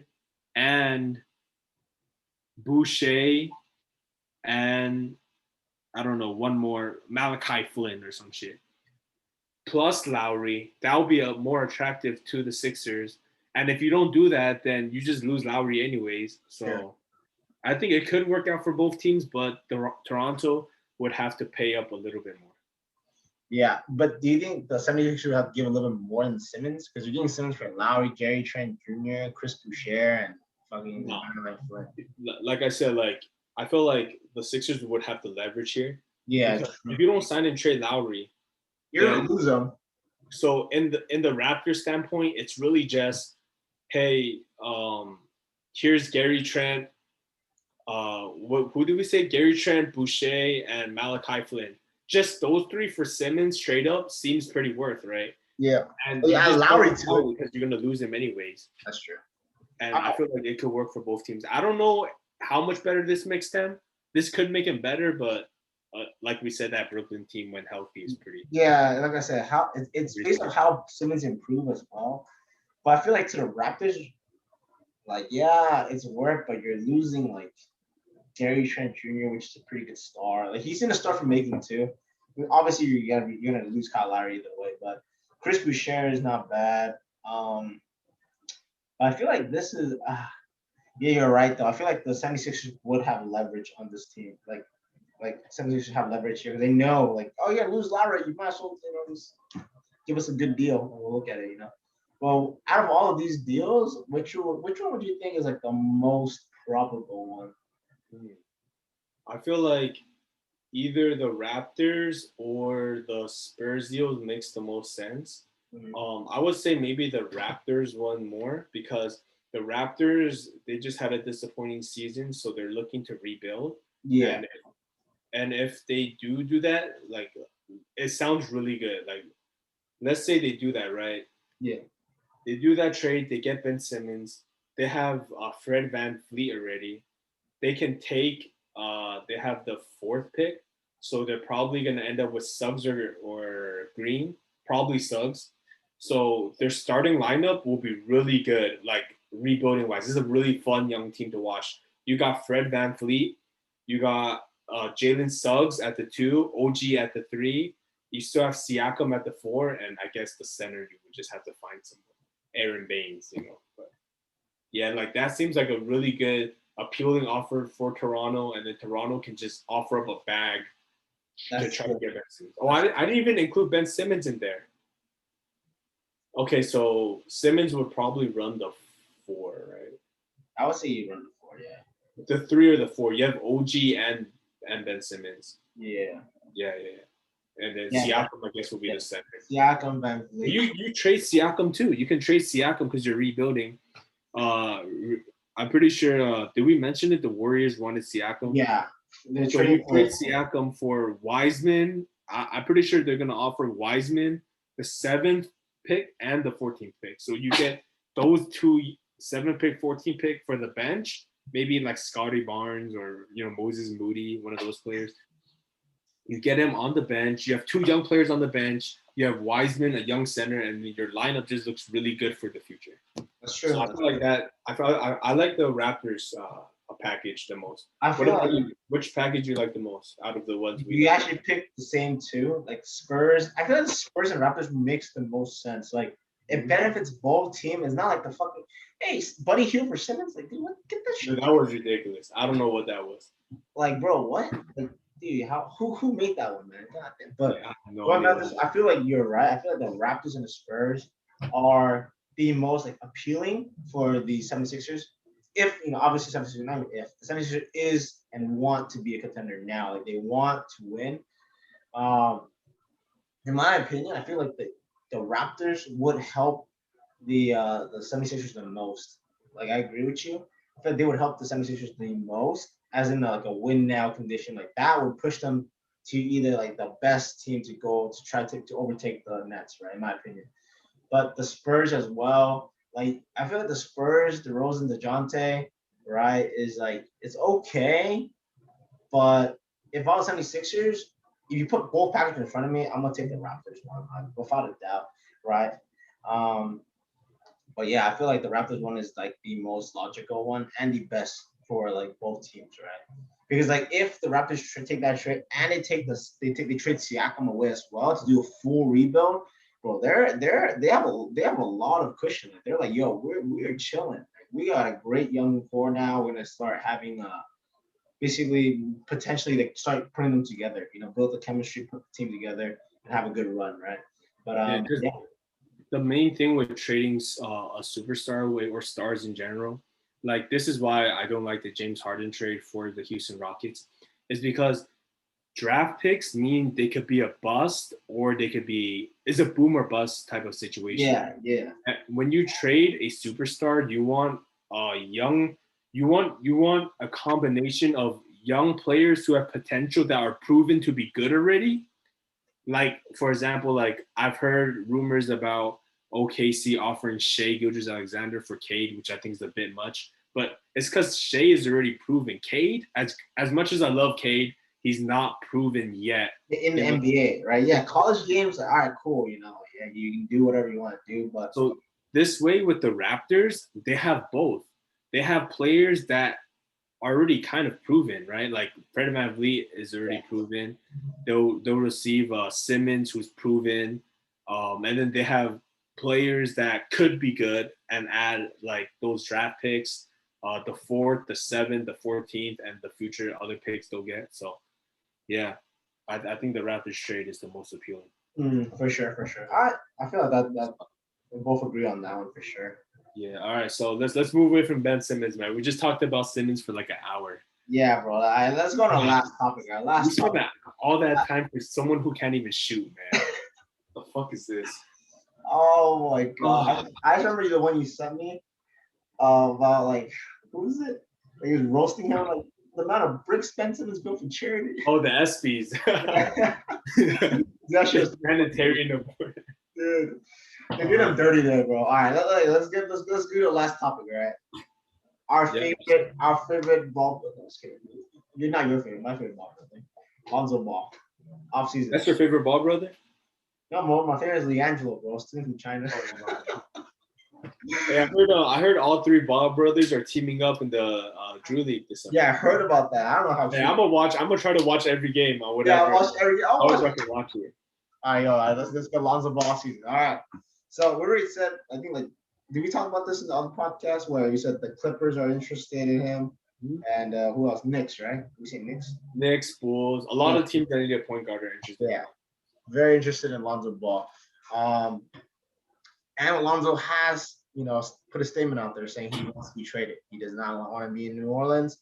So what do you think is going to happen? All right, but we talked about this a little bit. Like a lot of teams are offering him close to a max, right? Like 20 mil. About 20 mil. 20. Yeah, about 20 mil. That's his like price range right now. Yeah, his price range.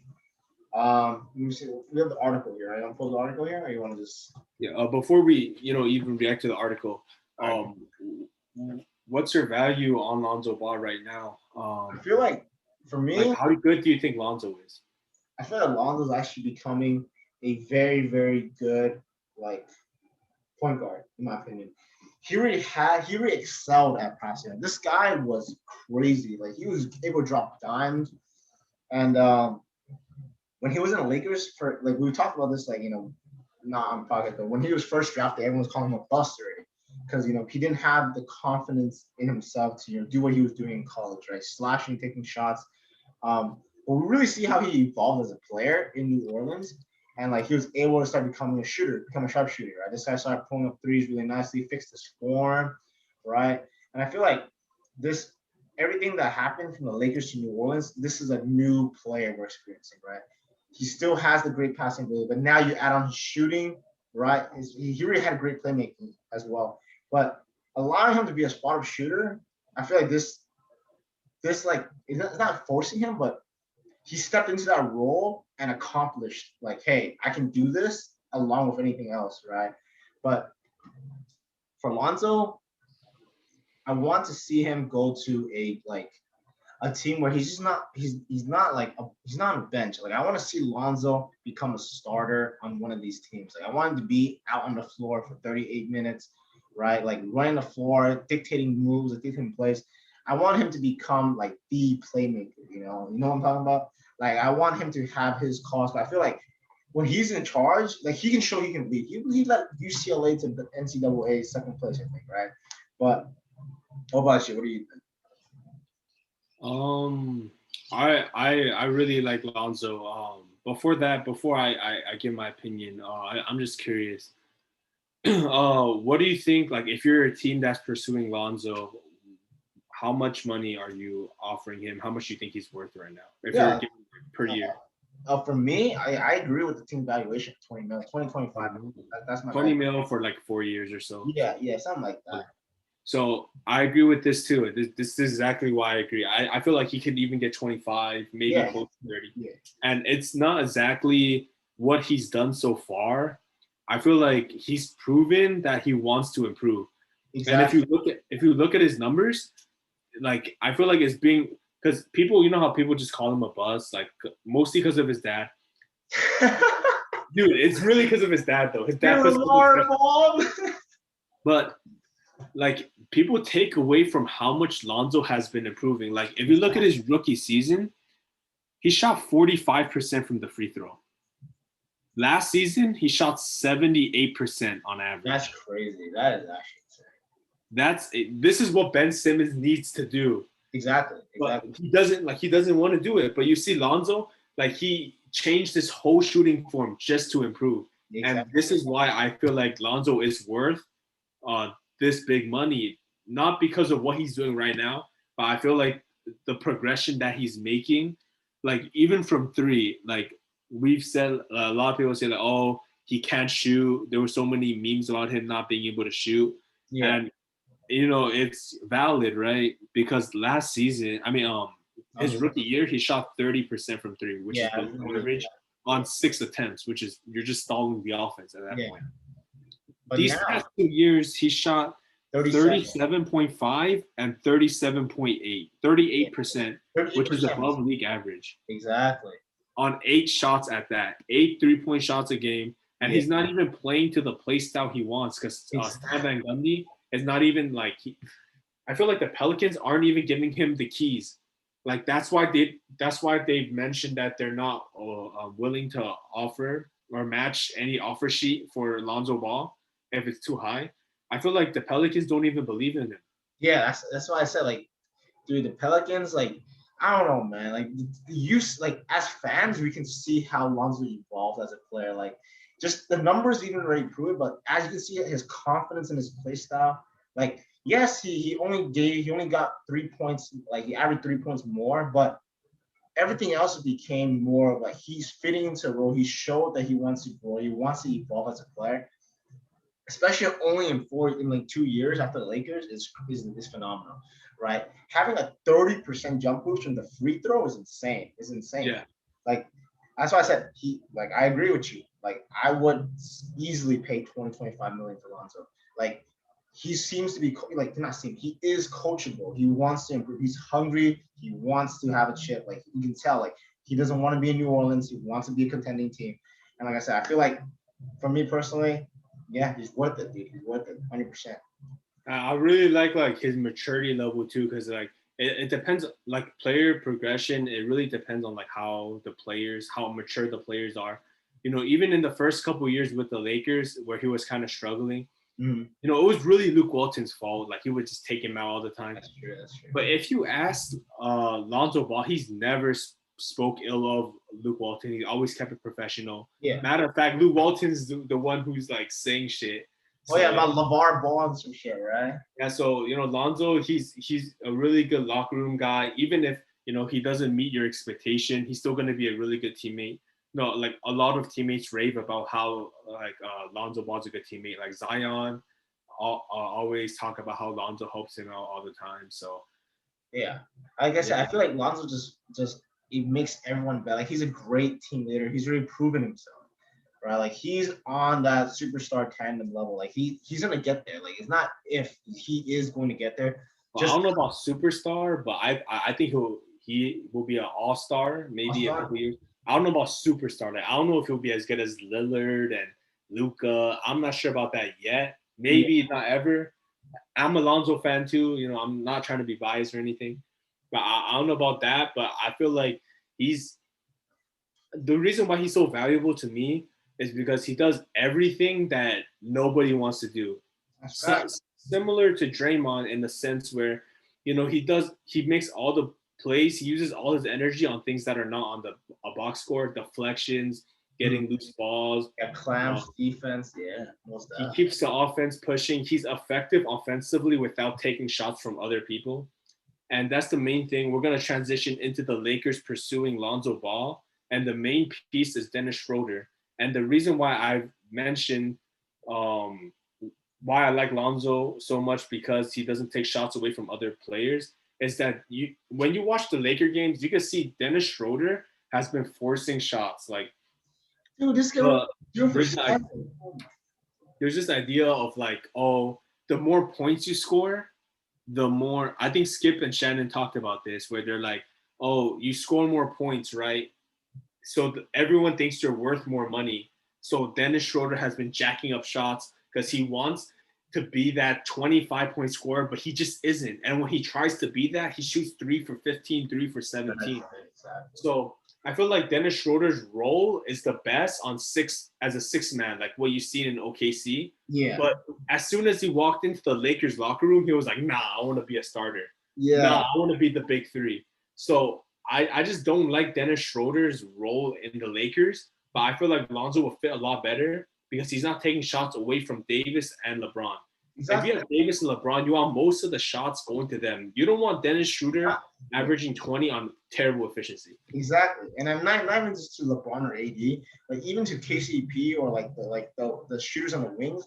I feel like Dennis Schroeder would rather take the shot than give it up. You know, we've seen last year where Rondo does the like kind of play style of Lonzo. He takes shots when it's needed. He doesn't like force shots. He gives shots up to other teammates, and I feel like that's what really made the Lakers the championship team. Right? He took pressure off LeBron as a leader, as a floor general, and I feel like Lonzo can live into that role because we said right before, like maybe in the first 2 years he wasn't really like the best, player in the Lakers team. But I feel like since he has evolved, like I said, this is a new player I'm looking at. This is a new player, evolved, hungry, and wants to give it his all. He said he wants to be in Lakers. Give him an opportunity, give him a chance, give him 20-25 mil. I feel like it's going to be worth it, right? I definitely feel like it's going to be worth it. I'm pretty sure you said the same thing, right? Like, most definitely be helping the Lakers to win a chip. And, most definitely. Let me see. Anything else? I like his fit on the Lakers a lot because LeBron needs shooters around him. Now Lonzo has developed into an above-average shooter. Yeah, every time you say shooter, I just remember Kuzma shooting percentage. Oh my God. Okay, Kuzma got to go to. 17%. Don't Kuzma and Lonzo have beef? Yeah. Kuzma can go, bro. Hey, you take Kuz's locker room, bro. You can go. Dude, I don't know. It would have to be some type of sign and trade. So let's just look at some of these sign and trades for Lonzo Ball if the Lakers were to acquire him. Yeah.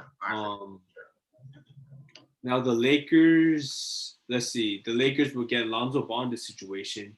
The Pelicans would receive Dennis Schroeder and the 22nd pick, first round pick for this year.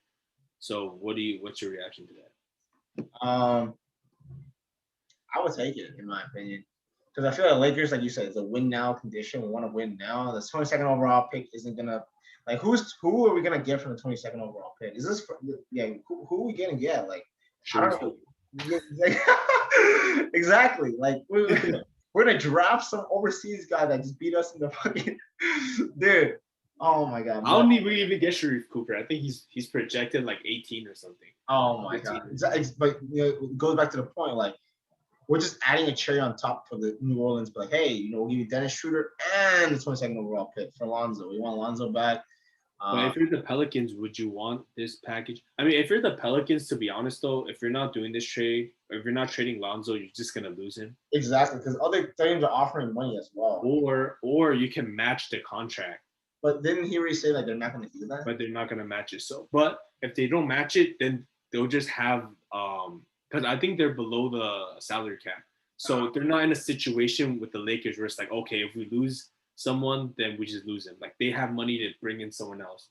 So Shooter is gonna take up, it depends how much you sign Shooter for. Yeah. People are saying that he's not gonna get 100, 120. They're saying they might get like a little bit less than that.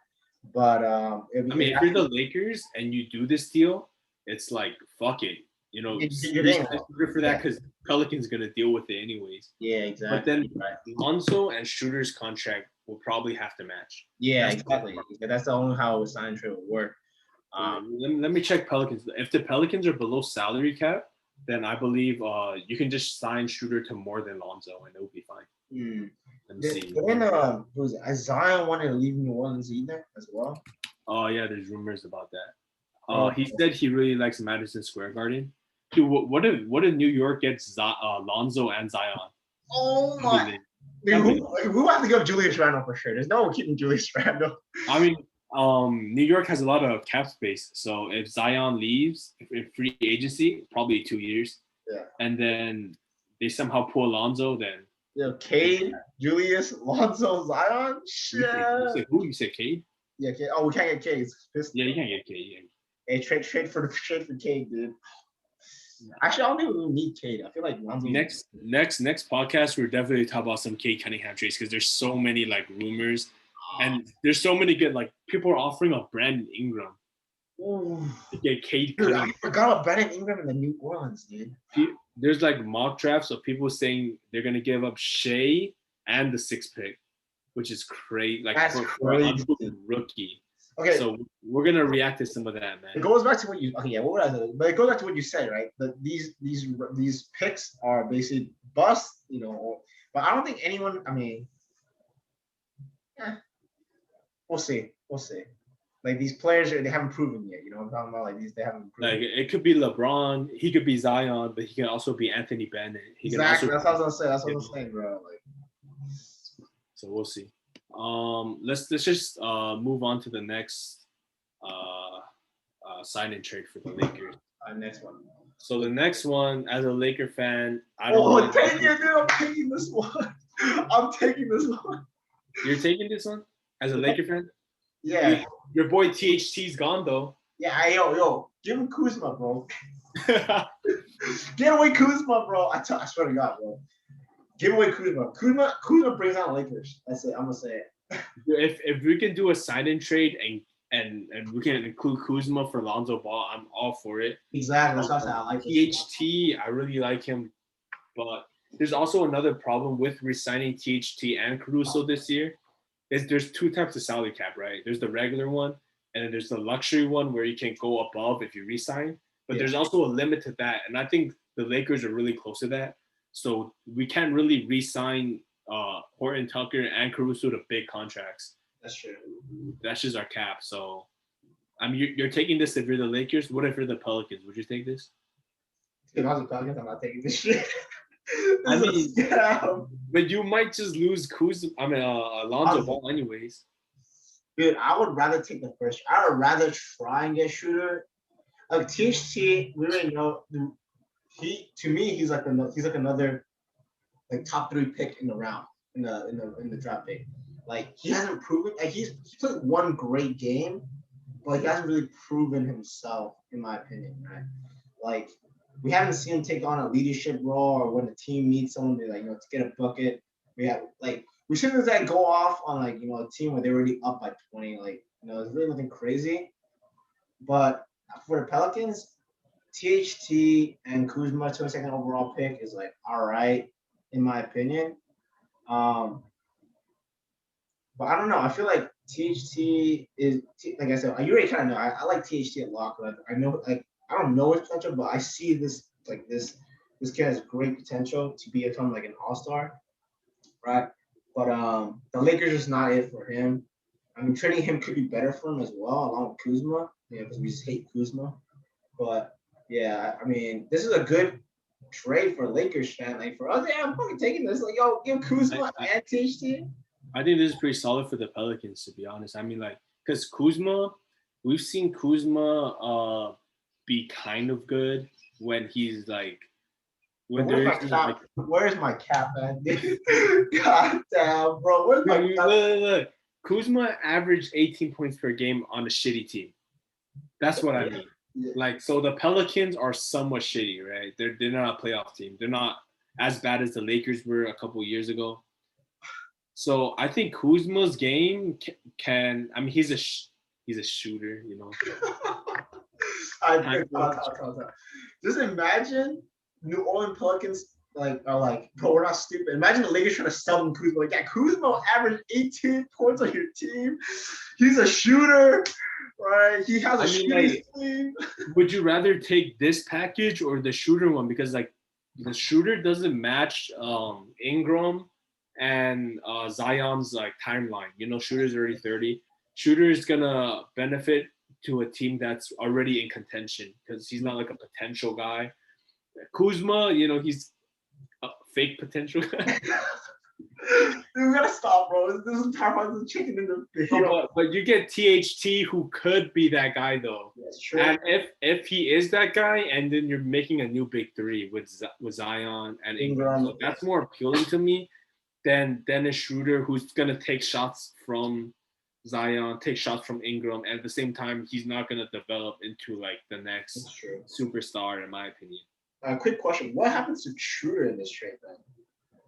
He will stay on the Lakers. Well, Lakers. If I was the Lakers, I'd try to move him again, but Wait, so wait, so how are we gonna get Lonzo? Just trade him? How's the salary? It's a sign and trade. So Lonzo would have to sign with the Pelicans. He would have to agree with this first, and then he would have to sign with the Pelicans. Then the Lakers would have to sign. Kuzma, it's like 10 mil each, right? No, Kuzma's already signed. They have to re-sign THT probably to match whatever Lonzo's making. Exactly. Like let's say Lonzo's making 23 mil, and Kuzma, I think next year is making 13, if I'm not mistaken. It's like 10 mil to THT. That means he would have to make around 10 mil. So Lakers would re-sign him for 10 mil, and then they would make that deal happen. That's how it would work. Okay. And then we'll just have to re-sign shooters to 100 fucking mil like that. And trade him. So if I was a Laker fan, I would much rather trade Shooter. So you would take this trade and then sign and trade Shooter as well. Is that what you're saying? I would take the Shooter trade. You would take the Shooter trade? Because I feel like as much as we make fun of Kuzma, Tucker isn't as good as of right now. But I feel like their games fit better with Lonzo, where Shooter is also another point guard. Like we don't need another point guard. I feel like we have Lonzo and then have LeBron run on the side. He'll help LeBron because LeBron's getting old. So Lonzo can LeBron can just kind of, it's a lot more tiring being the point guard and controlling the pace. Exactly. And I feel like Schroeder's pacing is not as, he's more of a score first off the bench guy in my opinion. He's not really I'm a Chris Paul, let me control the pace, let me get my teammates involved. I feel like Shooter's that's not just his ideal role. That's why I would want, just we don't need Shooter as much as, we don't need Kuzma either, but I feel like Kuzma might benefit more, and we can keep Tucker as well. So that's true. Yeah, that's what I was saying. If we do a second trade, right? The Lonzo for Kuzma and THT, we still have shooters to deal with. Are we gonna get another star for Shooter? In my opinion, that's why I said I kind of like the first trade. I mean, I hate Kuzma, but the same thing. The first trade makes more sense, right? We keep THT. Hey man, Kuzma said he's gonna be a 25 point per game scorer soon. Dude, give me all the caps in the goddamn world in the Israel League. All right, let's go. Let's see the next one. Is there one more? Trade? There's one more trade. Okay. There's this last one. It's a 3-team trade. What the? I feel like the 3-team trades, they usually make more sense because 2-team trades, sometimes the other team just getting ripped off. But 3-team trades, more people can win, I guess. Yeah. I haven't even looked at this, so this is gonna be a raw reaction. The Lakers will receive Lonzo. Why would the Pelicans want Kyle? Exactly. And then the Raptors. We're skipping. What the fuck? The Raptors get Schroeder, Kuzma, NAW, Nickeil Alexander-Walker, and the 10th pick and the 22nd. So if you're the Raptors, you're just winning. You get Nickeil and the 10th pick. Yeah, because they're already losing Lowry, right? They're getting all this for free, basically. We get Shooter for free, Kuzma. And if you ask me, man, the Raptors just gonna say fuck you guys and go get Ben Simmons, man. Hey, that's facts. All right, but I feel like that's There ain't much to say about this, bro. This is just awful, man. What the fuck? Bro? I can't believe they actually made a paragraph. They made a paragraph to just explain how great this trade. This trade is amazing. You telling me there was a team of people? What website is this? There's a team of people at Fanside. Link show life. That sat together hey, let's post this little paragraph. Let's take a time to write. Okay, I don't know. 3 paragraphs or five paragraphs saying, Lowry would help Zion. Raptors would get Schroeder, Kuzma, NAW, and Siaka. I mean, bro, imagine this last trade goes through. Oh, I'm gonna call it right now. No, I'm just kidding. All right, but the main problem with that trade is that since it's a sign-in trade, Kyle Lowry would have to agree to go to the Pelicans. Yeah, exactly. Does he want to go to the Pelicans or does he want to compete for a ring? Now, I could see a world where Kyle Lowry's let me be the new Chris Paul. Like how Chris Paul helped Devin Booker and Ayton develop. Yeah. Maybe he's like, okay, Pelicans have all this young talent, Zion, Ingram. They have other young pieces like Josh Hart, Jackson Hayes. Maybe I can help these young guys play like veterans, and I could be the veteran of this team. Maybe you'll agree to something like that if the Pelicans want to give him a bag. But yeah, I don't really like that trade. Yeah, I don't know. This last trade is we should just skip this trade, man. Yeah. All right. Before we get out of here, the last topic, Team USA. Oh my. Okay. Finally. I had to play the fucking Argentina just to win a game, but we finally did it. We finally won one game. Dude, it was a dominant game. Kevin Durant finally showed up. I was watching the game. I believe you watched like some of the game, right? You watched like the first half or so. Yeah, first half. And then I watched almost the whole game. I feel like the main difference between this game and the previous two games was the effort level. I feel like, Team USA were just probably getting a lot of criticism, and they played a lot better defense. They were closing out on shots a lot better. The first two games, we're just kind of letting them shoot from wherever. Joe Ingles was just killing us. Patty Mills, I've never seen. Oh my God, Joe Ingles. They look amazing. So, it was just mostly the defensive end. And then I feel like Team USA was putting in a lot of the players from the select team, the young players like Keldon Johnson, Darius Garland. And, they're just more hungry. They want to prove themselves. So they're playing a lot harder. And that's why we got the dub. Wait, do these games count at all? Nah, I think the first game that counts is in August, or is it the 26th, I believe. Okay. Yeah, these are just like practice games. They're in Las Vegas. Okay. All right, bet. All right, so I don't know if you saw. Did you see the Jimmy Harrell new video? What Jimmy Harrell? So basically, he said show the stats, right? In all of the Team USA Olympics, we have won 138 times, and we've only lost 5 times. Oh yeah, and then 2 2 L's.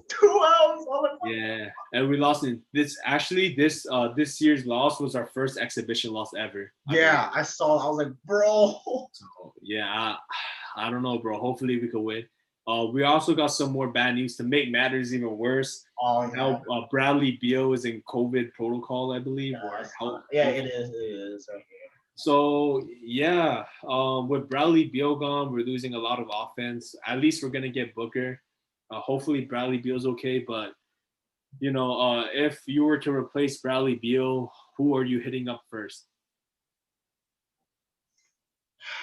You mean from the reserve or from like a new player? Anyone, because like they said they're working to get anyone to replace Bradley Beal. Let's be realistic here, right? Like LeBron, okay, no LeBron. Yeah, no LeBron. Curry, but no Curry. Kawhi is a 9-month ACL tear. Yeah. Hopefully he gets better. I was thinking potentially maybe Paul George. But I don't know if he wants to play. Exactly. That's exactly because he has got great defense. And exactly. I was considering Paul George. I don't know who you wanted, but I was like Paul George or I don't know if Kyrie wanted to play. We have Kyrie. My first instinct was okay. We need someone. We need defense. We need kind of a playmaker on this team. I was thinking about Paul George. Was like my first reaction. Like, okay, Paul George would be pretty solid to help out the offensive and defensive side. He's been a great player overall, in my opinion. And besides the he's vaccinated P now, so he's all good. All right, but yeah, that's my pick. Paul George. What about you? I think Paul George is probably the best player to put on Team USA. Realistically, that we can get, right? Realistically, but I feel like I agree with you. I would hit up Paul George first, but even if we don't get Paul George, there's still a lot of holes that I see with this team. For example, we don't have a lot of playmaking at the point guard position. And I feel like, Chris Paul originally said he'll play, and then he declined it because he had like injury issues and he's kind of old. But now he looks like he's not injured anymore. So having Chris Paul, we have enough scoring, so we just need someone to direct. And Chris Paul could be that guy. Another player, I think I mentioned in the podcast, I just really want to see Zion dominate all these fucking Brazilians, Argentinians, Chinese people, like, everyone, bro. Like, I wish Zion could be there. And then my last pick, I feel like we could just use a center. So Carl Anthony Towns would be amazing. If I don't even know if he wants to play, but if he does, or even DeAndre Ayton, just someone to get rebounds or something, you know? Yeah. Because we only have Bam and Kevin Love. And Kevin Love, you know, I don't even want to talk about Don't wash, bro. Yeah. Yeah, Bam is alright. But okay, but now since Beal is out, I think we'll see some good, you know, dude, I was gonna say, because I already told you this. Wow, we need Chris Paul in this roster. I fucking sincerely hope he's like, you know what? Let's get a gold one more time. I see you guys are fucking dog water without a playmaker. I'll be that playmaker. But other than that, I think Zion for sure. Zion would be lit, bro. I would watch every single game Zion's playing. But the thing is, I'm not too sure how serious his injury is, because at the end of the season he had an injury, so yeah, he missed the rest of the season. So I don't know how serious his injury is, and I don't know if you want to risk, you know, getting injured in the off season. So not too sure about that. Yeah. There's also one more player that we need to mention. Hopefully, because he committed, James Harden. He committed to play. I would love to have Harden on the team, but you know, it looks like he's messing around with Lil Baby in Paris. So yeah, with some weed shit. Messing around with Lil Baby. So we'll see. Well, yeah, we still don't have Chris Middleton and Drew Holiday either, but yeah, Drew Holiday would give us some fucking defense. Yeah, but oh man, dude, I'm so sad. Beal was actually pretty good too. Yeah. But all right, I think we're good then, right? Yep. Are we chilling? All right. Saturday is game time. All right. Now I feel like whoever wins that game is gonna take the chip, bro. I really want the Suns to win that game, bro. Me too.